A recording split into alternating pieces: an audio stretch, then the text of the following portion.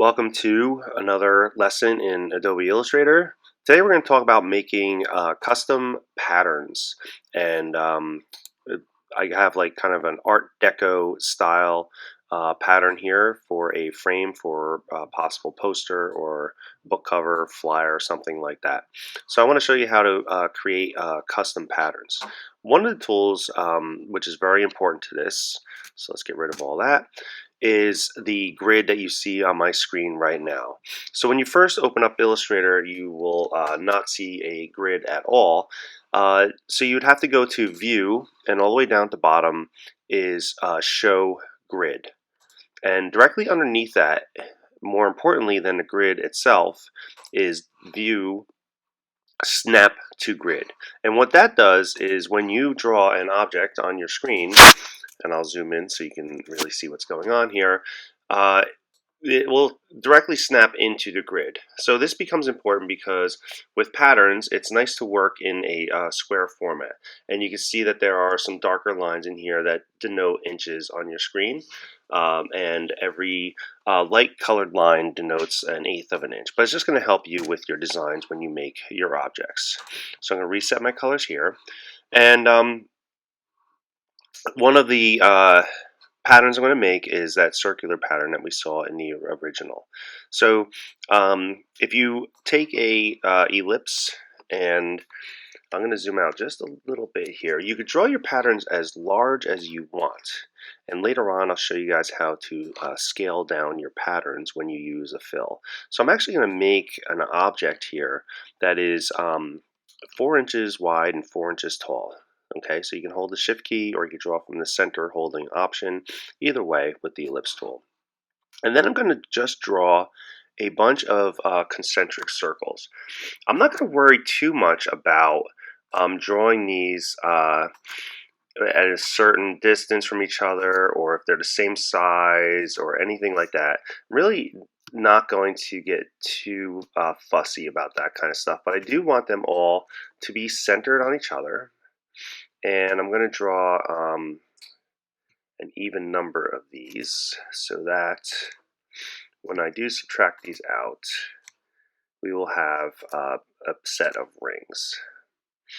And I'm just going to draw one more here, and I'll just send that backwards. Okay, so here are my concentric circles. And you can see with Snap to Grid, it made it real easy to do that. You barely even have to hold the Shift key when you're drawing your circles to keep them circular, but it is important that they are perfectly circular. I'm just going to use Divide here rather than subtracting out to make my little rings. I'm going to use Divide, so that's under Pathfinder. So you need to have your Pathfinder window out, and you're going to go to Divide. And when I divide, I need to ungroup, because divide will always group it. So I hit Shift Command G on my keyboard, or you can right click and go to ungroup. And I'm going to click away, and then I'm going to click every piece that I want to get rid of, which is pretty much every other ring going in toward the middle. And if I drew the right number of rings, I will have holes right down to the center. In fact, if you didn't, you might have a filled center hole here. So I'm going to select all of these, and I'm going to swap my colors.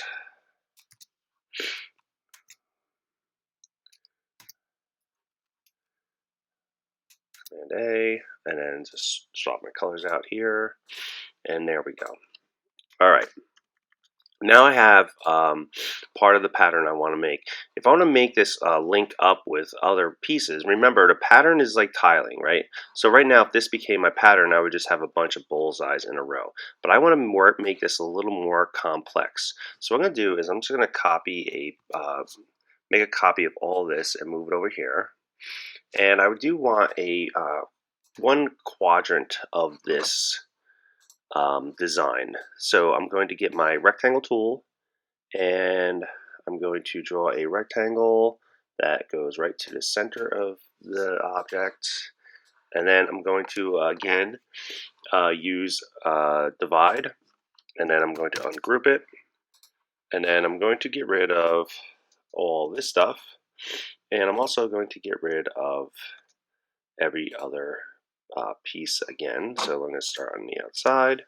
I'm going to swap these colors real quick so I can see what I have here.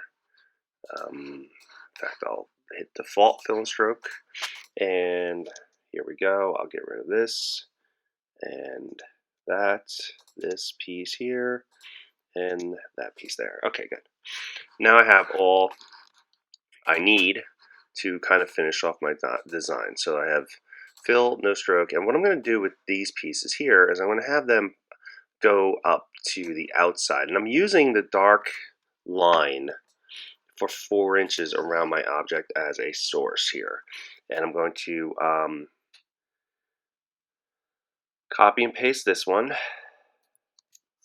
and I'm going to rotate it around, and I'm going to put this one up here. Actually, no, I'm going to put this one down here. Sorry about that. And then I'm going to put this one on all the way. Oops, I missed a little piece there. So let me undo that. And I'm going to group this to make it a little easier to deal with. Okay. And now I'm in business.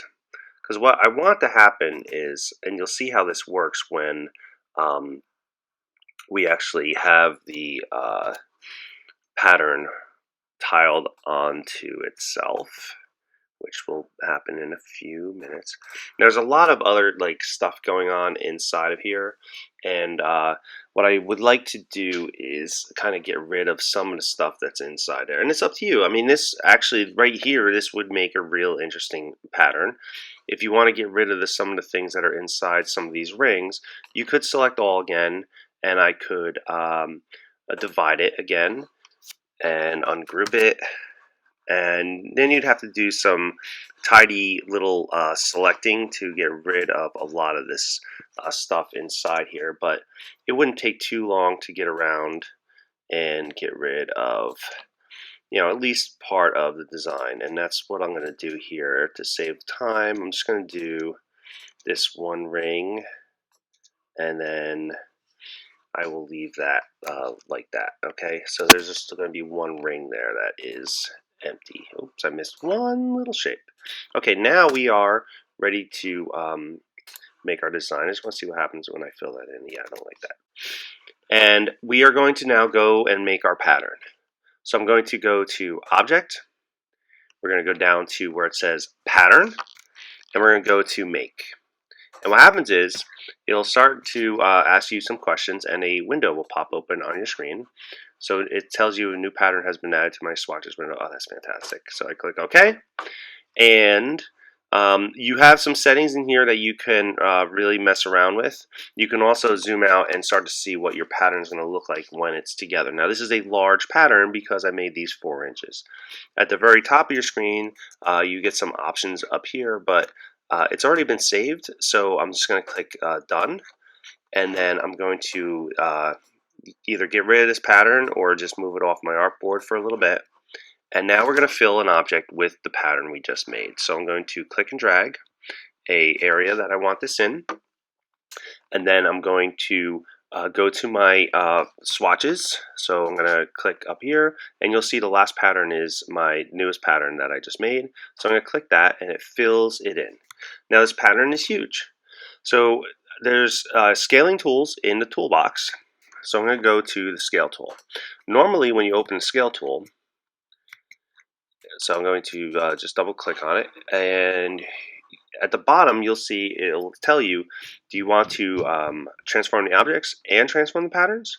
So you can actually only set it so that you're transforming the patterns, and I have it set to 20% up here. So you can see now that my pattern is much smaller. So now when I click OK, my pattern is kind of more suitable for a poster design than the large pattern that was there already. And that is all filled in, and it's really clean. And if I zoom in, you'll see the pattern looking really nice. Okay, and you can see now how that tiling works. Like, this was the actual object. These circles were made by the ones that were connected in the corner. So you have to kind of think like a tile person, and figure out how that's going to match up. It's important to have these things perfectly matched up for the pattern to work. If there's any gaps or spaces like that, it'll show up all over your design. So that would be a straight pattern uh, of circles.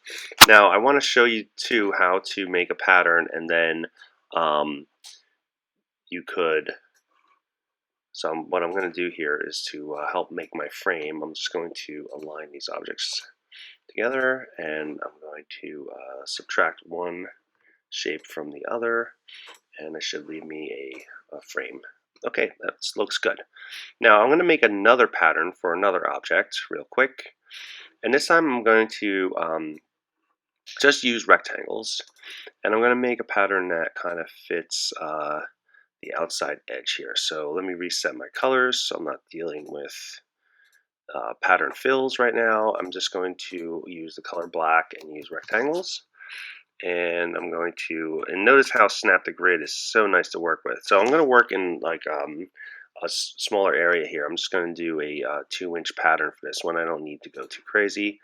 And I'm going to just make a couple rectangles here, and maybe another rectangle. I'm changing the thickness of my rectangles on purpose, and being that there's circles on the other one, maybe I will do a little circular design over here, and let's subtract this circle from this one. Okay, and now I have a pattern that I want to make. So it looks pretty good. I'll put that all together as one shape, and I will go to Object, and we'll go down to Pattern, and we'll go to Make. And it's made my pattern. I don't even need to look at this, so I'm going to just hit Done. And let's get rid of it now because I know it's saved into my swatches. And I'm going to create a rectangle on my screen. And what I want to show you about this pattern that I'm making is when you fill it, it's going to be in the same position that you created it. And it's also going to be scaled to the same size that you had it. So I do want to make this one a lot smaller. So I'm going to go back into my scale tool. I'm going to click turn off transform objects so that the only thing that's transforming is the pattern. And I'm going to click OK. And I'm going to zoom in for this next part so you can actually see what's going on here. So this is the way I set up my pattern. And you can see it looks kind of cool, but I would like to have it zigzag like V's going across rather than L's. So I need to rotate the object. But I'm not rotating the object, I'm rotating the pattern. So when I double click on my rotate tool and I set 45 degrees, I turn off transform objects. I have transform patterns selected and I click OK. Now I have a pattern that has been rotated, so now it's going like on a V rather than the L shape. All right, so that is basically how you're going to create some custom patterns. Just make them in black and white, and then there are ways to color these in later on. We can make them look like they're shiny gold, or you can reverse the colors, or whatever you need to do to suit your design, you could do to the colors later on. But I would just work in black and white when you're actually making your patterns. And we now have the beginnings of what's going to be an Art Deco style poster. Okay, so that's a little tutorial on how to get this started, and I'll let you guys do your thing. And thank you for listening.